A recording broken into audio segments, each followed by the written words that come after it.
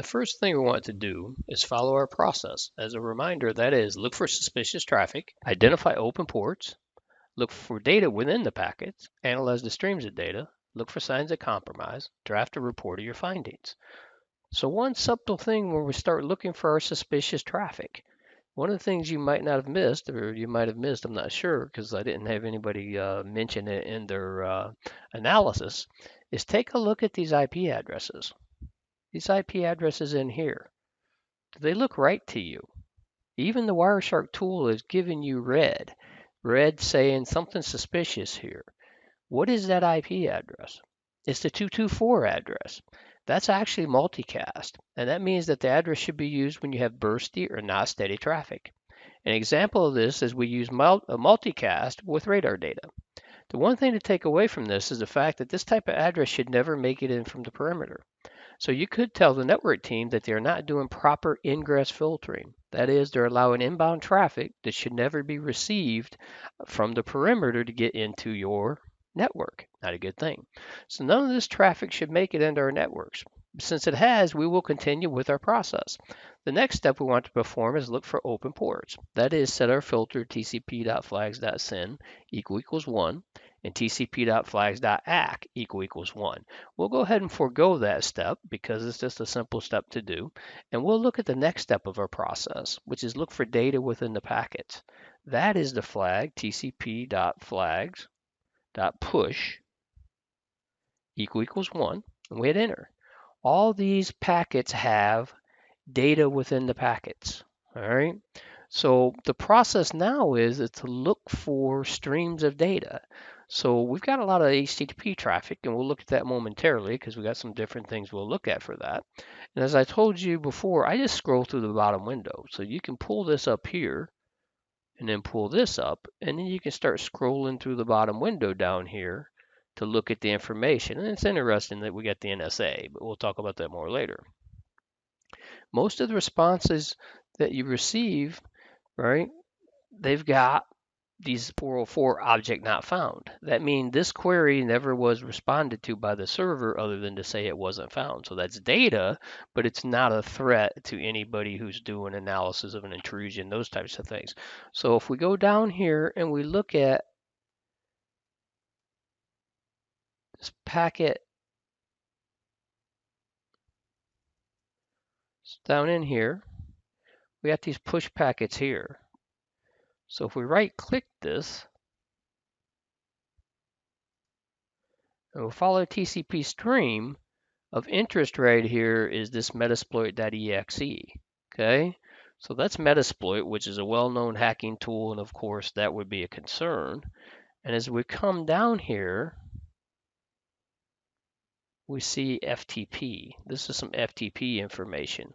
So what we've got so far is we've got suspicious because we got a metasploit.exe file, and we have FTP information in the trace, but nothing of a major attack looking platform yet because we got to do more investigation. So it's definitely a file transfer, and we got metasploit.exe. Now if we go over here and we clear this and we take a look here at packet 295 and we follow this TCP stream,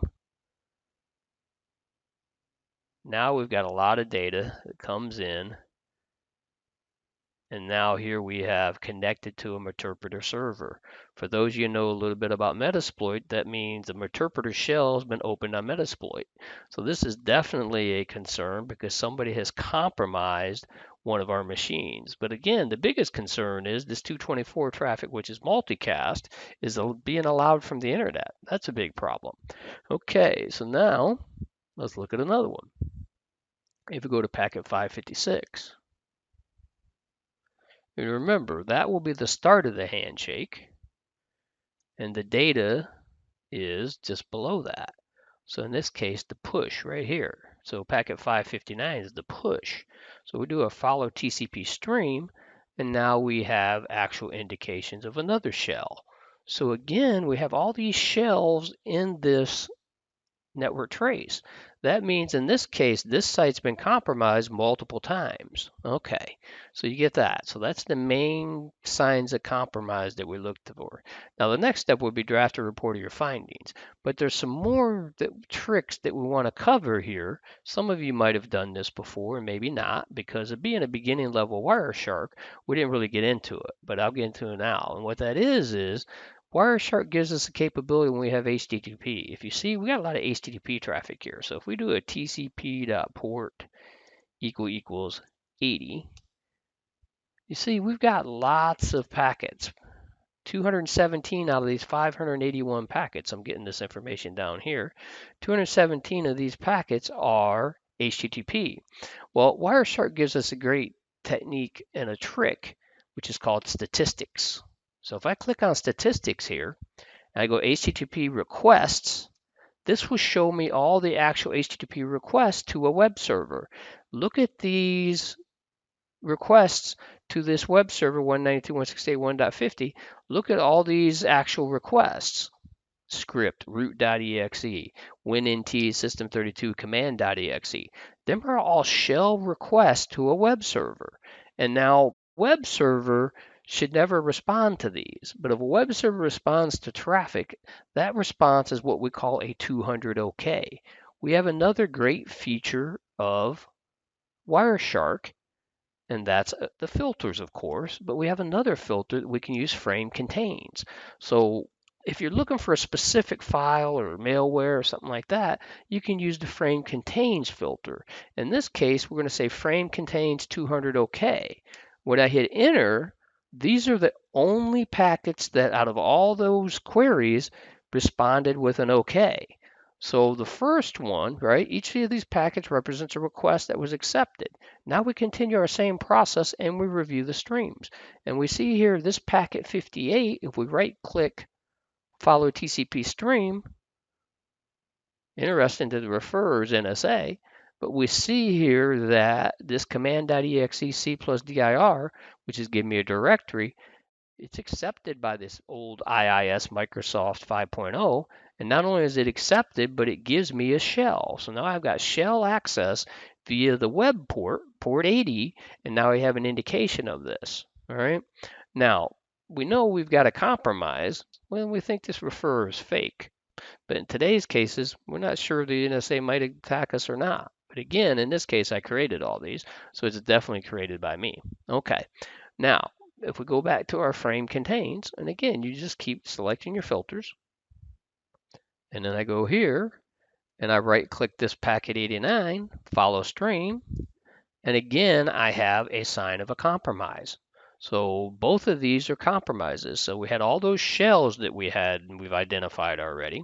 And we also have all these compromises. So we definitely have a lot of intrusions, not only intrusions, but successful intrusions on this network. So we apply our frame contains, and we go to the next packet, this one at 114, right? And we right click it. This is another sign of a compromise. So all three of those first ones we looked at were all shells and all compromises. And now we go to this one, this packet 137.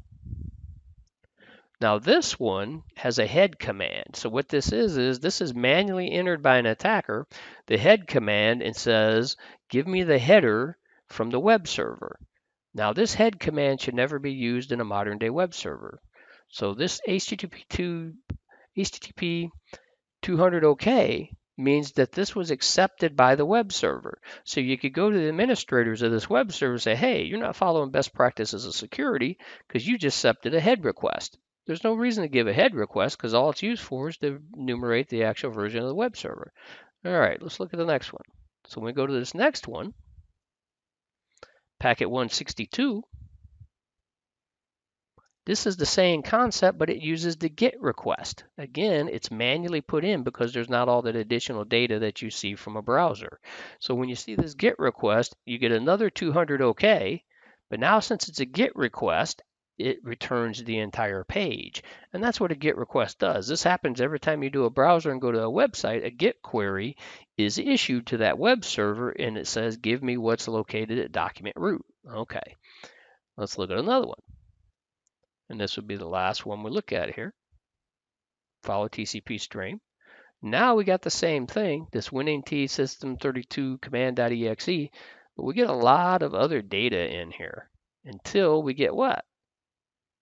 The 200 OK, and then we get our directory. So that's another compromise. So two of these queries were just information gathering and enumeration, the get request and the head request. And then a number of these, the WinNT system32 command.exes, were all compromises. Not only compromises, the 200 OK shows it was successful.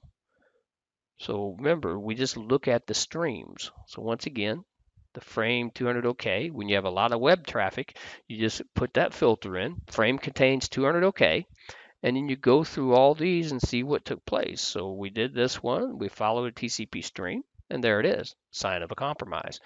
This pretty much covers everything in this challenge file. If you have any questions, please let me know. Also, I'll have another challenge file posted before the end of the month. Remember, it's all following this process. Look for suspicious traffic, identify open ports, look for data within the packets, analyze the streams of data, look for signs of compromise, and then of course draft a report of your findings if you're doing this in a security operations center or something like that. One last note, I know some of you were wanting the information right away, but it's better to let you work through and try to practice the process. This process doesn't change. What we change is we're going to change the actual network traffic you look at. So each time we do a challenge, you'll get more and more experience and practice at working with that. But if you really need to know, again, just contact me on LinkedIn. I'm easy enough to find on LinkedIn, or post me a message and I can give you help to find me if you can't.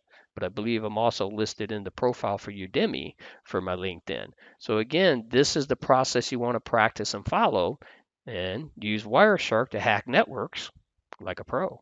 Thanks.